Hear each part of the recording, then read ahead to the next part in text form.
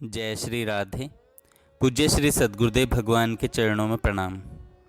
आज पूज्य श्री भाई जी एक लेख श्री कृष्ण दर्शन की साधना के अंदर कहते हैं कि हम लोग धन संतान और मान कीर्ति के लिए जितना जी तोड़ परिश्रम और सच्चे मन से प्रयत्न करते हैं, जितना छटपटाते हैं, उतना परमात्मा के लिए क्या अपने जीवन भर में कभी किसी दिन भी हमने प्रयत्न किया है या हम छटपटाए हैं? तुच्छ धन मान के लिए तो हम भटकते और रोते फिरते हैं। क्या परमात्मा के लिए व्याकुल होकर सच्चे मन से हमने कभी एक आंसू भी गिराया है? इस अवस्था में हम कैसे कह सकते हैं कि भगवान के दर्शन नहीं होते? हमारे मन में भगवान के दर्शन की लालसा ही कहाँ है? हमने तो अपना सारा मन अनित्य सांसारिक विषयों के कूड़े करकट से भर रखा है। जोर की भूख या प्यास लगने पर क्या कभी कोई स्थिर रह सकता है? परंतु हमारी भोग लिप्सा और भगवान के प्रति उदासीनता इस बात को सिद्ध करती है कि हम लोगों को भगवान के लिए जोर की भूख या प्यास नहीं लगी। जिस दिन वह भूख लगेगी उस दिन भगवान को छोड़कर दूसरी कोई वस्तु हमें नहीं सुहाएगी। उस दिन हमारा चित्त सब ओर से हटकर केवल उसी के चिंतन में तल्लीन हो जाएगा। जिस प्रकार विशाल साम्राज्य के प्राप्त हो जाने पर साधारण कौड़ियों के तुच्छ व्यापार से स्वाभाविक ही मन हट जाता है, उसी प्रकार जगत के बड़े से बड़े भोग हमें तुच्छ और नीरस प्रतीत होने लगेंगे। उस समय हम अनायास ही कह उठेंगे, इस जग की कोई वस्तु न हमें सुहाती, पल पल में श्यामल मूर्ति स्मरण है आती। भगवान के परम मधुर और परम आनंद स्वरूप होने पर भी हमारा उनकी ओर पूरा आकर्षण नहीं है। इसका कारण यही है कि हमने उनके महत्व को भली भांति समझा नहीं।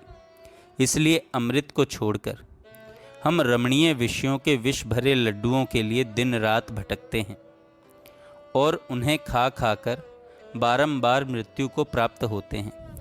भगवान के दर्शन दुर्लभ नहीं, दुर्लभ है उनके दर्शन की दंभ शून्य और एकांत लालसा।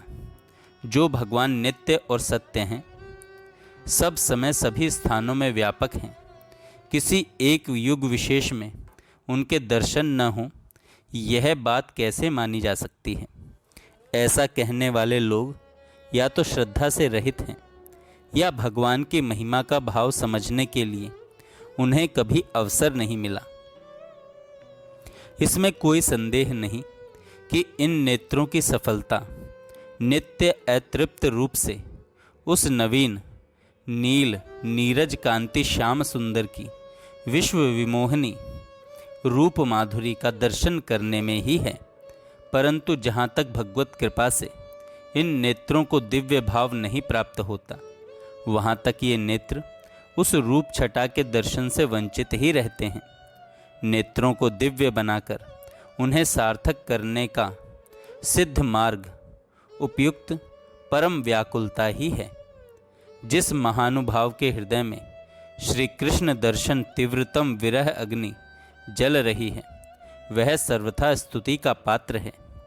विरह अग्नि प्रायः बाहर नहीं निकला करती और जब कभी वियोग वेदना सर्वथा असहाय होकर बाहर फूट निकलती है, तब वह उसके सारे पाप तापों को तुरंत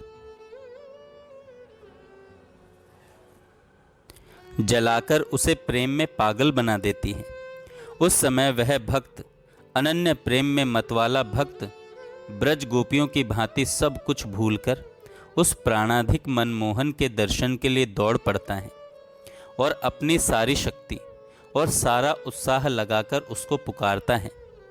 बस इसी अवस्था में उसे भगवान के दर्शन प्राप्त होते हैं। दर्शन उसी रूप में होते हैं जिस रूप में वह दर्शन करना चाहता है, एवं व्यवहार, बर्ताव या वार्तालाप भी प्रायः उसी प्रकार का होता है जिस प्रकार का उसने पहले चाहा है।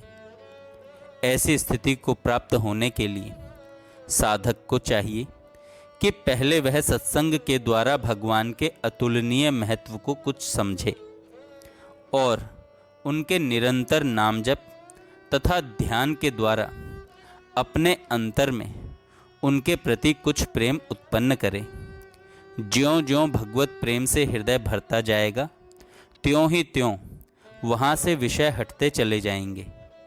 यों करते करते जिस दिन वह अपना हृदय आसन केवल परमात्मा के लिए सजा सकेगा, उसी दिन और उसी क्षण उसके हृदय में परम व्याकुलता उत्पन्न होगी और वह व्याकुलता अत्यंत तीव्र होकर भगवान के हृदय में भी भक्त को दर्शन देने के लिए वैसी ही व्याकुलता उत्पन्न कर देगी।